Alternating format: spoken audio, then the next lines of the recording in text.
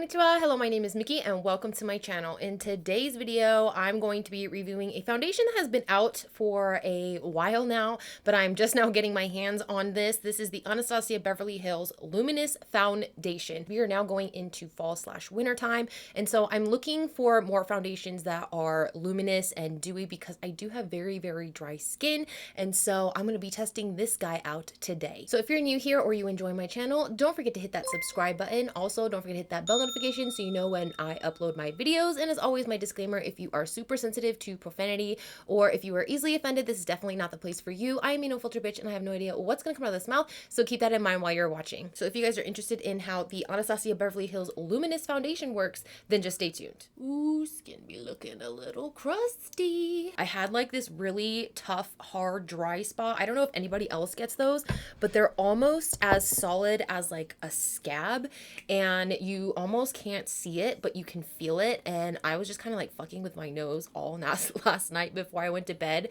and I peeled a little bit of skin off by accident. So that's what this little red dot here is on my nose. My skin is breaking out horribly. I'm really excited to be reviewing this foundation. I know it's been out for like a year, maybe even 2 years. I don't know. I believe it's been like a year since this has gone out, but because I like getting things on sale, because I'm a cheap bitch, I waited until this was on the 21 days of Ulta Beauty sale. The reason why I'm trying this now instead of just like not reviewing it at all is because we are now going into the fall/winter season and my skin is already very dry, and a lot of the times in the winter I cannot get away with any kind of foundation unless it's particularly luminous or a dewy finish. I cannot do mattes at all in the winter time. It accentuates all my texture, all my dryness, catches on to all the dry skin that's on my face. Now let's get into a little bit about this foundation. I really like the packaging. I mean, this part looks just like kind of normal and basic as any other foundation, but I really love the font on this side. I do really like this because it's a nice glass bottle. It is 1 fluid ounce, which is typical for any foundation, and I got this in the shade 100N, which I'm looking back now and I'm like, damn, I thought I got like maybe the second or third lightest shade,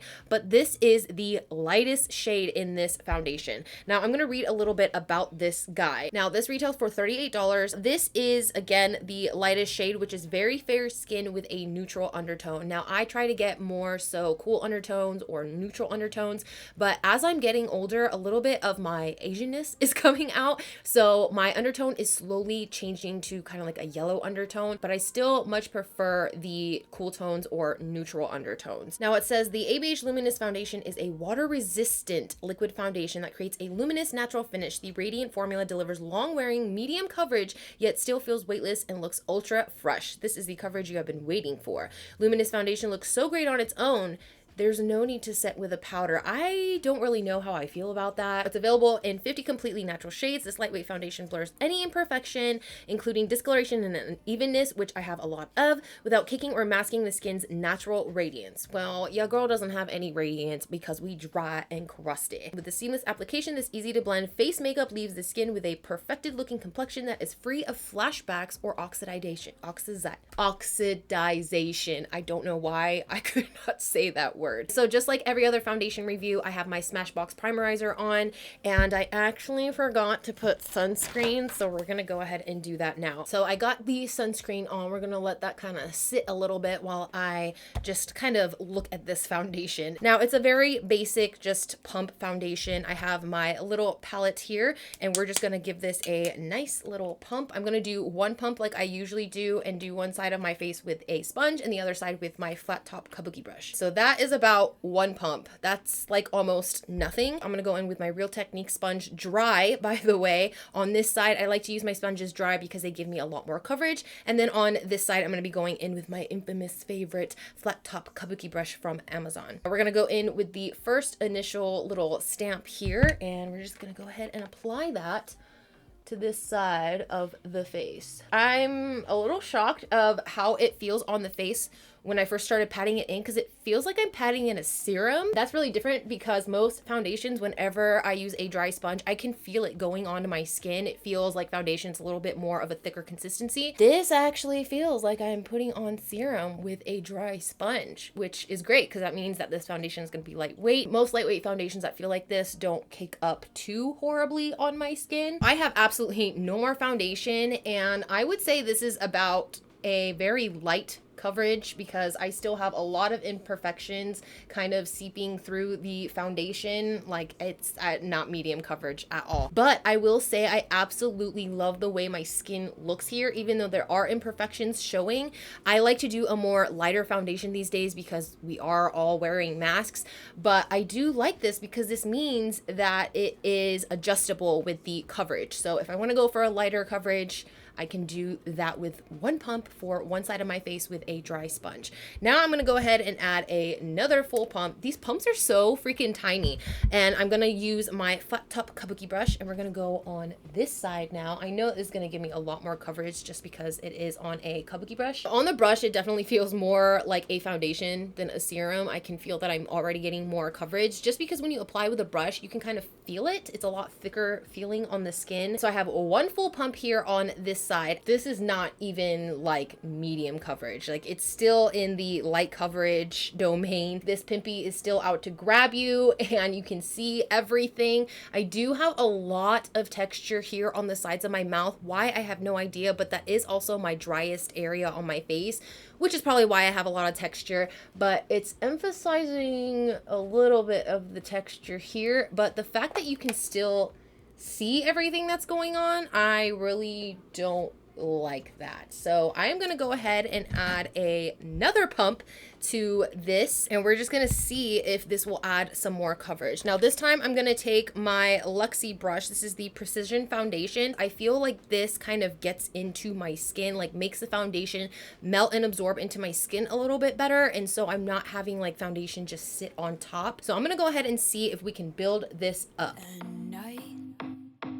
Blessing playpen in the daytime, goosebumps rise at 9 and settle back down at sunrise.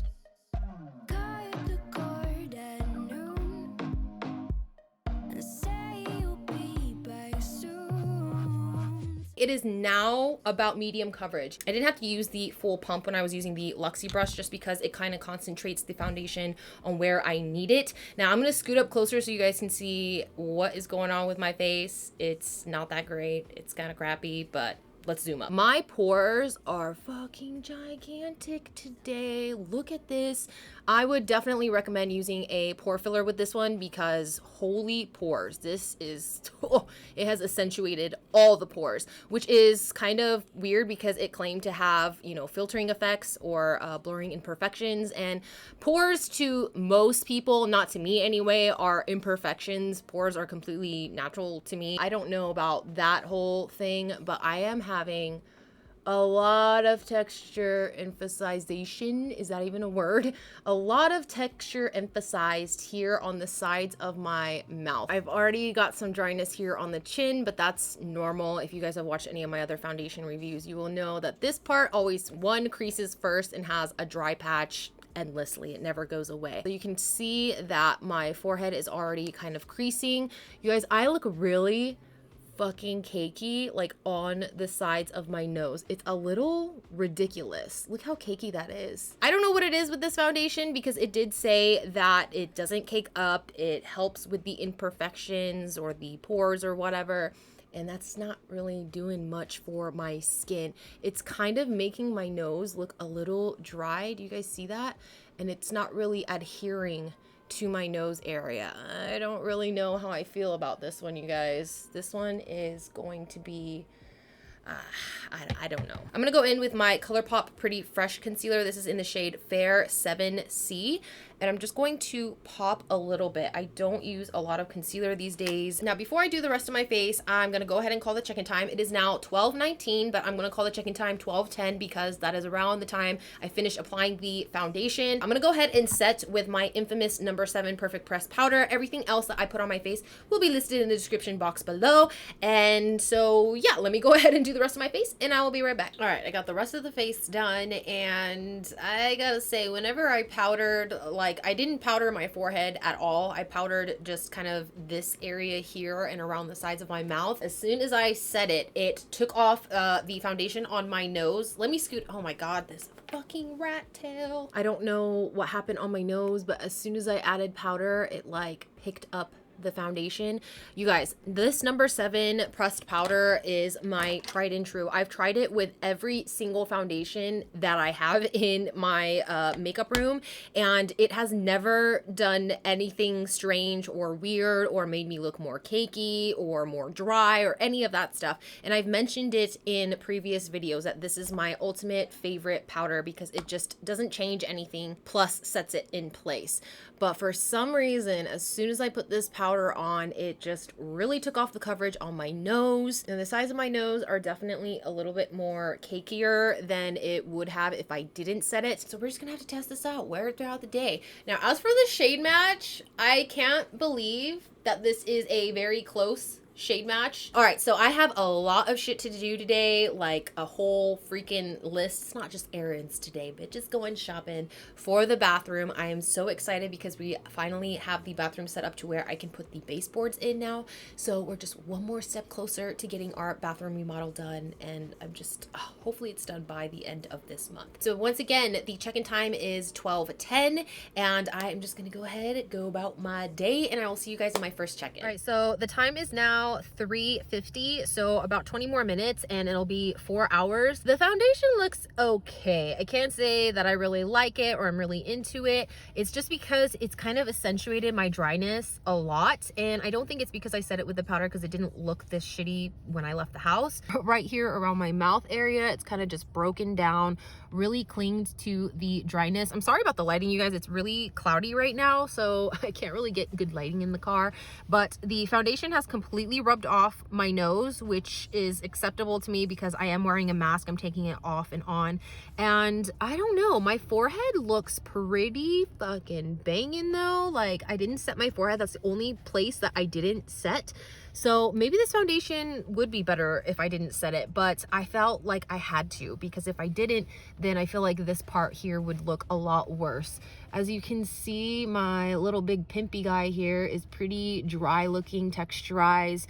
My pores look okay, they look decent, but I'm just really not liking how textury the sides of my mouth look. So yeah, I'm gonna have to give this definitely a couple more hours. I was going to kind of touch it up a little bit, but I figured that I just kind of leave it because I normally don't touch up when I'm doing foundation reviews, only when it's like super bad and people are going to see my face. But because I'm going to be wearing a mask for the majority of the time, I don't really care.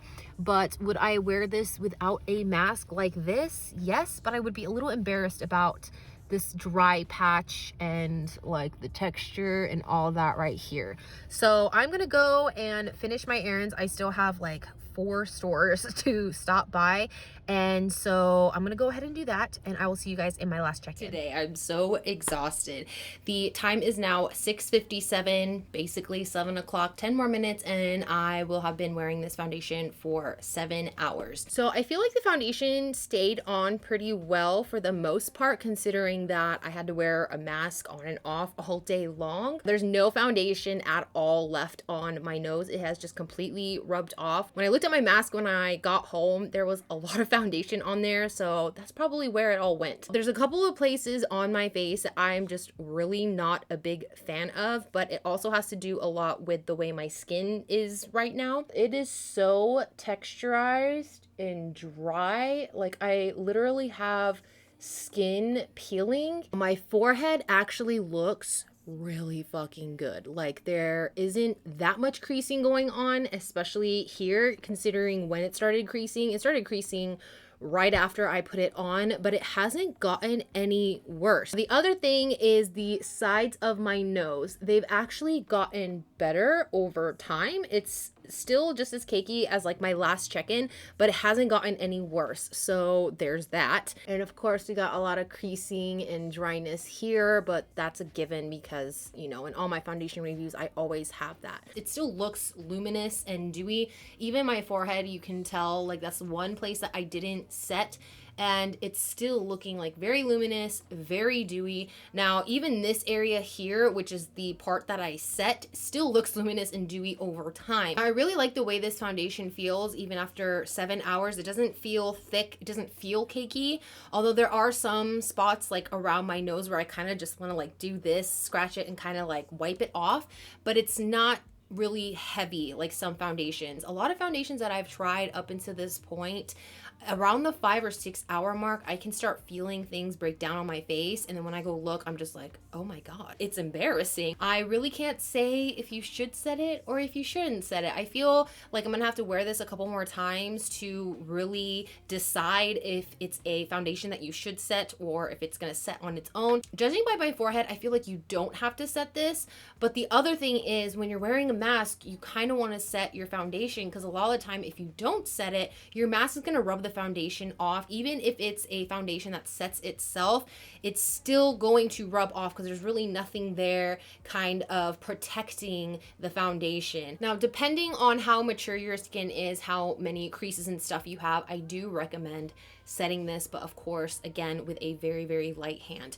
I really like this foundation for 7 hours. Like, I'm really, really surprised because I was expecting this area, like on the sides of my mouth, to have broken down way more, but it didn't. And so I don't know, I really like this, like the way it looks right now than it did in the beginning, because now I look like I have really, really nice, dewy, hydrated skin, although that isn't the case when I get closer to the camera. But I feel like if I'm standing this far away from someone, they're really not gonna notice like all the texture and all the dryness that's going on. So overall, I'm gonna say this foundation is a yay for me. I really honestly can't wait to try it without setting it and see how it does. Although I do recommend, if you're gonna put powder products, of course set those areas. So if you're gonna add bronzer, contour, blush, whatever, always set those areas so the powder has something to kind of cling to and you're not rubbing all your foundation off. So I'm just gonna have to either not powder my face or find the perfect powder to go along with this guy. So that is it for this video. I hope you enjoyed it as much as I enjoyed making it for you. If you did, please hit a thumbs up and don't forget to click that big red button that says subscribe. Also, don't forget to hit that bell notification so you know when I upload my videos. And as always, if you have any tips, tricks, questions, comments, or if you simply want to talk shit, leave it all in the comment section below. And I hope to see you guys in my next video. Bye bye.